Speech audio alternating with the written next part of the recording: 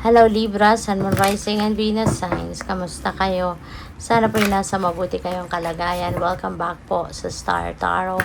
At kung bago kayo rito, welcome din po kayo. Please subscribe, like, share my videos, and leave me a comment kung naka-resonate po kayo. Thank you. So, Libra, receive your blessings. Okay? Tumanggap ka or tanggapin mo yung mga biyaya, no? At hindi lang ito isa, no, kundi marami, more than one, kasi blessing siya, blessings with S, 'di ba? So napaka-swerte mo, napaka-blessed mo, 'di ba? Na ngayon parang maaaring ito ay anytime, 'di ba? Ibababa na sa iyo yung mga biyayang ibibigay sa iyo ng universe, kaya pinaghahanda ka na at yun, 'di ba? Parang kinokondisyon ka na ng universe, no? Na be ready to receive your blessings anytime soon. Befriend pleasure. Ayan. So, this is, siguro dami mong trabaho, no? Lagi kang busy, lagi kang pagod. Kaya parang wala ka ng oras, no? To enjoy life talaga. As in, life in general. Maraming iba't ibang bagay, di ba? Ang nandiyan dyan sa paligid natin. Pero maaring, there are only like few things, no, that you've been doing. Maaring puro kayo trabaho, pamilya, mga ganun lang siguro, no. At wala kayong time to enjoy, 'di ba? Yung makaka-relax ka naman, enjoy the every opportunity na pwede ka naman na makapag-unwind, yung gano'n, no? Kaya iniimbitahan ka dito. Befriend pleasure because you also deserve to experience pleasure. So, we have play. Ayan. So, ganon. Feeling ko talaga dito, Libra. Sobra kang laging pagod. Lagi kang busy sa work, no? Obligasyon, responsibilities, business, no, kung ano man ang mga pinagkakaabalahan mong ganyan. Kaya iniimbitahan ka dito, have some time to play, embrace your inner child, 'di ba? Kasi nakakatulong ito, no, na makabalik ka sa sentro, nakakatulong ito na ma-relax ka, nakakatulong ito na unload ka ng stress, ng pagod, yung ganon, no? Kaya give yourself time to play naman, okay? Dapat, 'di ba? Always remember na dapat meron tayong oras sa lahat ng bagay, sa lahat ng bagay sa buhay natin. Dapat meron tayong oras sa sarili, sa pag-self-care, dapat meron tayong oras sa pamilya, 'di ba, sa mga kaibigan, yung ganoon, okay? So, tignan natin ano pa ang ganap. And by the way, maraming salamat for subscribing. And if you haven't subscribed yet, subscribe na kayo. And also, maraming salamat din for not skipping the ads. Malaking bagay po yan sa akin. And also, please click the join button sa baba ng video kung gusto po ninyo na mag-join kayo sa membership. Okay? Salamat po. So, we have healing. Bless all in need of healing. Hope and love, Spirit grant us strength and wisdom. Guide us to the path of wellness. Ayan, see? Parte ito ng pag-aalaga ninyo sa inyong sarili. Okay?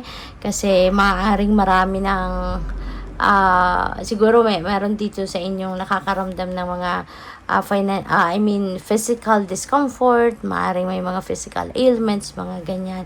Kaya maaaring nangangailangan kayo ngayon ng healing. Kaya siguro pinapaalalahanan kayo na mag-ano din kayo, mag-play, 'di ba? Spend some time to have fun, 'di ba? Kasi parte 'yon ng pag-aalaga natin sa ating sarili.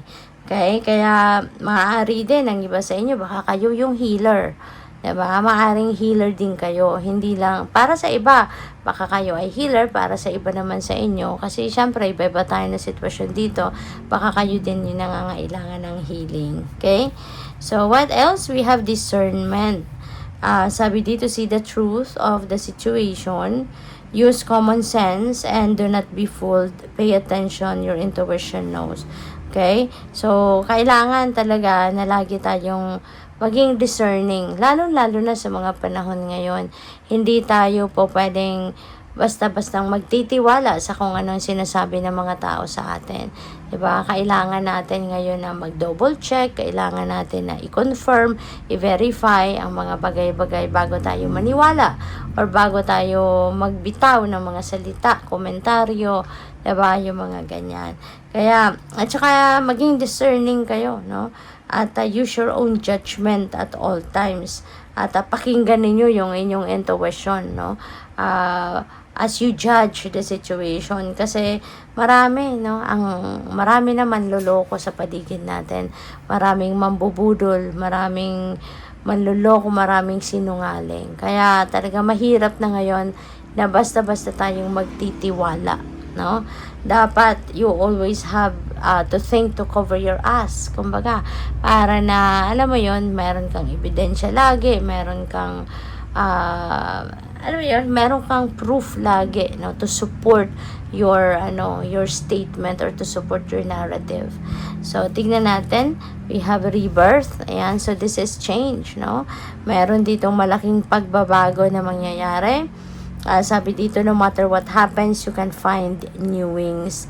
Rise from the past and accept the positive change that is coming.